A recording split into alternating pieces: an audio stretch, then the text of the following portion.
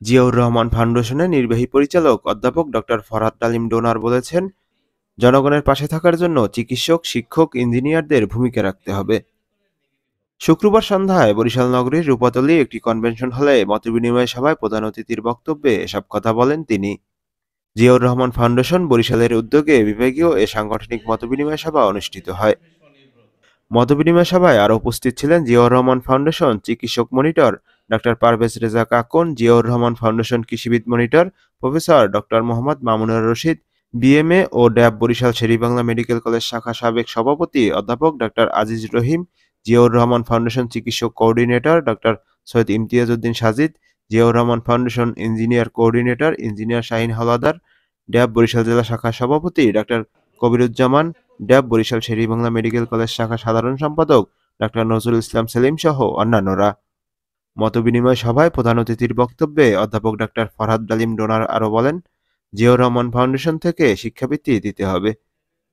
বরিশালে প্রয়াত নেতা পারভেজ আকুন বিপ্লবের অবহেলিত পরিবার সহ সকল নেতাকর্মীদের কল্যাণে কাজ করার আহ্বান জানান তিনি। মতবিনিময় সভা শুরুর আগে 2024-25 সেশনে মেডিকেলে চান্সপ্রাপ্ত পটুয়াখালীর মেধাবী শিক্ষার্থীকে শিক্ষাবৃত্তি ও উপহারস্বরূপ বই তুলে দেন প্রধান অতিথি।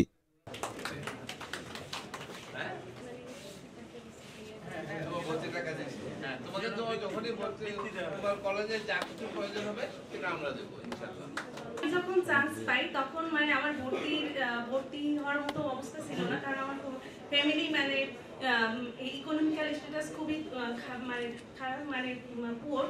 তো আমার ভর্তি অনিশ্চিত ছিল, বই কেনা অনিশ্চিত ছিল, কিন্তু জিয়াউর রহমান ফাউন্ডেশন থেকে আমাকে একটা শিক্ষাবৃত্তি দান করে, যার জন্য আমি মেডিকেলে ভর্তি হতে পারছি আর আমার স্বপ্নের এমবিবিএস মানে মেডিকেল কলেজে পড়তে পারছি। আর আজকে এই বই উপহার পেয়ে আমার অনেক ভালো লাগছে, মানে এই অনুভূতি ভাষায় প্রকাশ করার মতো না। আমি জিয়াউর রহমান ফাউন্ডেশনের কাছে কৃতজ্ঞ। আমরা সেন্ট্রালি একটা 1000 বেডের হাসপাতাল তৈরি করব এবং প্রতিটা বিভাগে আমরা সেই আলোকে একটা করে হাসপাতাল তৈরি হবে, সেটা কার্যক্রম আমরা কবর ব্রিজের যে প্রকল্প ছিল, সেই কমল ব্রিজের প্রকল্পটা আমরা শুধু এখন ঢাকা শহরে রাখবো না, সেই কমল ব্রিজের প্রকল্পটা আমরা বিভাগীয় পর্যায়ে নিয়ে আসতে পারছি। দ্যাট মিনস আমরা বিভিন্ন ফরম্যাটে আনলাম, কিন্তু এই যে মনিটর কোঅর্ডিনেটর সিস্টেমটা আছে বিভাগ ওয়াইজ, এটাকে আমরা পরিবর্তন করব, এখনো সিদ্ধান্ত নিইনি কোন ফর্মে যাবে এটা। সেই জন্যই আপনাদের সাথে মত বিনিময় যে আজকে যে আমরা কি করতে পারি। এই 5 আগস্ট পরে আমরা আগের ফরম্যাটে ফিরে যাব, যে আমরা অত প্রচারণা আবার নামবো না।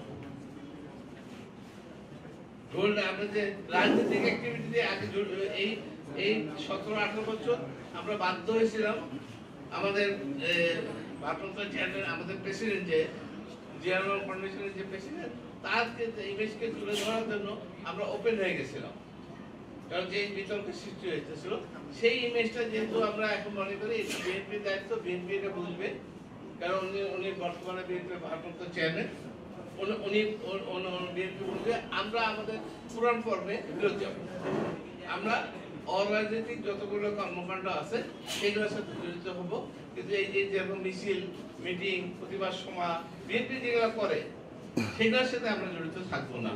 আমি করব, আমি হয়তো ড্যাবের মাধ্যমে করবো, এখানে যারা ইঞ্জিনিয়ার আছে তারা অ্যাবের মাধ্যমে করবে, ডাক্তাররা যারা কৃষিবিদ আছে তারা অ্যাসোসিয়েশনের মাধ্যমে করবে, আইনজীবী ফোরামে করবে, কিন্তু জিয়াউর ফাউন্ডেশনে আমরা ব্যানারে এইসব জিনিস আর করবো না।